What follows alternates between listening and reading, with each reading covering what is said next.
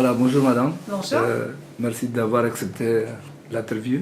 Je vous en prie. Pouvez-vous nous expliquer un petit peu le parcours de femme que vous êtes, Oui. chef d'entreprise, et avant où vous travaillez, les difficultés que vous avez en tant que femme? D'accord. Actuellement, les difficultés que je peux avoir, ne sont pas liées au fait que je suis une femme. Par contre, dans ma vie professionnelle, même étudiante, là oui, j'ai eu des difficultés. Parce que je n'avais pas choisi une voie très facile, hein. Déjà, comme je n'étais pas trop mauvaise en maths, j'ai choisi une voie scientifique.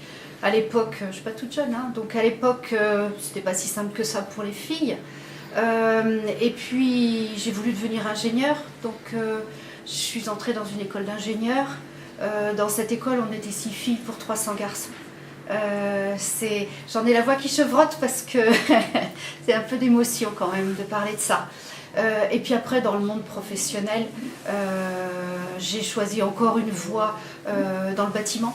Donc le bâtiment, c'est quand même macho. Ça a beaucoup évolué, comme tout, ça évolue. Mais il y a plus de 30 ans, c'était pas très simple, hein. Quand sur un chantier j'arrivais, on me disait « Ah tiens, voilà la secrétaire du chef de chantier, du conducteur de travaux. » Donc, ben non, je n'étais pas la secrétaire, j'étais le conducteur de travaux. Mais voilà, maintenant ça a quand même beaucoup évolué, beaucoup. Voilà, ça c'est les principales difficultés que j'ai pu avoir, c'était ce besoin de toujours prouver beaucoup plus qu'on est compétent. Quand on est une femme, on est toujours obligé de prouver beaucoup plus qu'on est compétent. Ça coule pas de source. Voilà. A priori, beaucoup moins qu'avant. Après, il y a les contraintes de disponibilité liées aux grossesses, aux enfants, qui peuvent refroidir une banque pour l'obtention d'un prêt. Donc il faut bien leur montrer qu'on peut s'organiser. Après, dans un magasin comme ici, pour la création, il n'y a pas grand-chose. Il y a la sécurité quand même qui peut être un obstacle.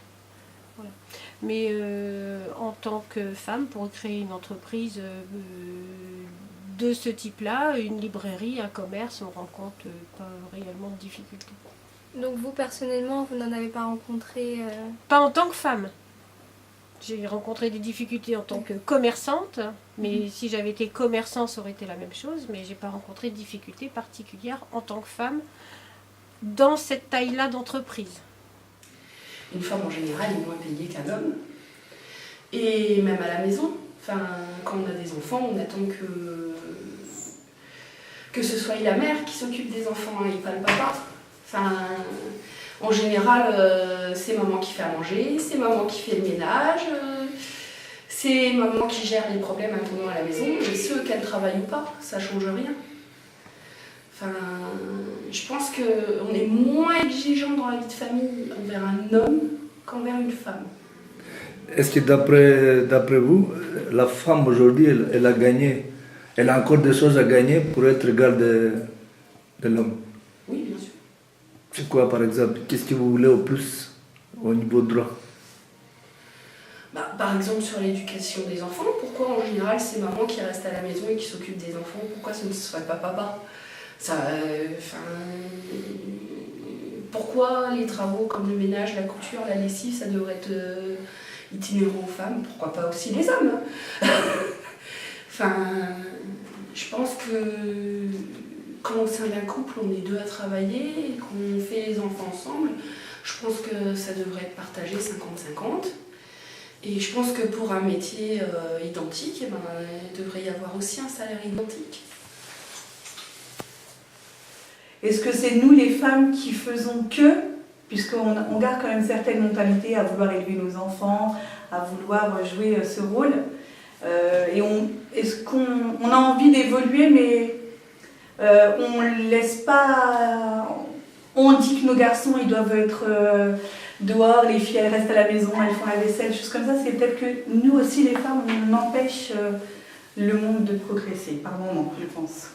Et au niveau salaire aussi? Au niveau salaire, bien entendu, puisqu'on parle encore qu'il n'y a pas de salaire égal avec le nombre d'études qu'on fait, on n'a pas le même salaire.